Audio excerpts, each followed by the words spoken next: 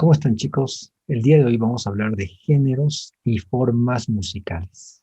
Cuando se habla de géneros musicales, nos estamos refiriendo a una categoría amplia que contiene las formas y estructuras de las obras musicales. El género hace referencia al espíritu de una obra musical. Por tanto, el género musical reúne composiciones musicales que comparten distintos criterios de afinidad. Estos criterios se refieren a la función social. Podemos estar hablando de una música de danza, o de música religiosa, o de música de cine. La música cumple una función. En otras palabras, podemos decir que ciertas composiciones pertenecen a un género por la función social que cumplen, es decir, cumplen una misma función social. Cierto tipo de composiciones, por ejemplo, están dedicadas a hacer música de cine. Otras composiciones estarán dedicadas a hacer música de danza. Otro factor también a prestar atención es la instrumentación. Hablamos de distintos géneros. Puede haber música vocal, música instrumental, música electrónica, etcétera. Pero al hablar de formas musicales nos referimos a un tipo de obra musical. De esta manera, la ópera, la sonata o una sinfonía son formas musicales. El día de hoy entonces nos vamos a concentrar en géneros y formas vocales. ¿Por qué? Porque también hay géneros y formas instrumentales. Las vocales tienen que ver con el canto. Dice que son creadas para ser interpretadas mediante la voz humana, ya sea como solista o en agrupaciones. Y existen numerosas formas vocales que vamos a presentar a continuación. Entonces vamos a empezar viendo una forma vocal, el lead. Esta es una forma vocal monofónica que se interpreta a una sola voz, con un acompañamiento instrumental, generalmente piano, y se basa en un texto. Tiene su origen en una forma musical llamada cantlied, que aparece en el siglo XVII con influencias del aria italiana. Los compositores Schubert y Schumann son grandes maestros del lied. El texto en el que se basa el lied suele ser un poema, lo que conforma una estructura por estrofas, muchas veces con estribillo. Cada uno de ellos lleva su acompañamiento musical que se repite en cada una de las estrofas y estribillos siguientes.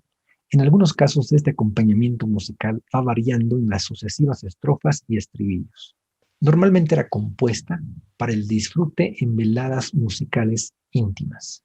¿Qué tal si escuchamos parte de una lied?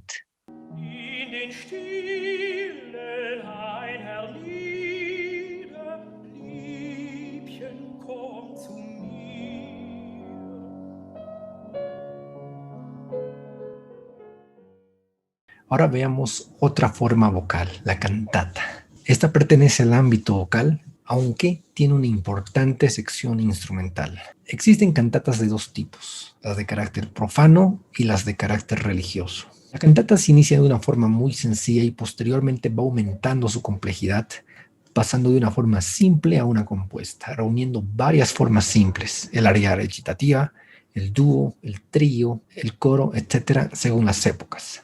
Las primeras cantatas eran interpretadas principalmente en academias italianas. Entre los compositores que cultivaron este género se tiene Alessandro Stradella, Antonio Vivaldi, Tommaso Albiboni y Alessandro Scarlatti, quien escribió más de 600 cantatas. Mientras que en Italia, la cantata surge como un género de carácter profano, es decir, que no tiene un carácter religioso. En Alemania, la vinculación entre la música y la iglesia nos permite encontrar un gran número de cantatas de carácter religioso. En Alemania, uno de los compositores de cantatas por excelencia era Johann Sebastian Bach. La cantata, que viene de la palabra cantada, del italiano cantare, es entonces, según la Wikipedia, una pieza musical escrita para una o más voces solistas con acompañamiento musical, generalmente en varios movimientos y en ocasiones con un coro. Se distingue de la pieza para ser tocada o sonada, de la sonata, que es una forma totalmente instrumental, ¿no? La cantata tiene su origen a principios del siglo XVII de forma simultánea en la ópera y el oratorio. El tipo más antiguo de cantata, conocido como cantata da camera o la cantata de cámara, fue compuesto para voz solista sobre un texto secular. Contenía varias secciones en formas vocales contrapuestas, como son los recitativos y las arias. Escuchemos pues parte de una cantata.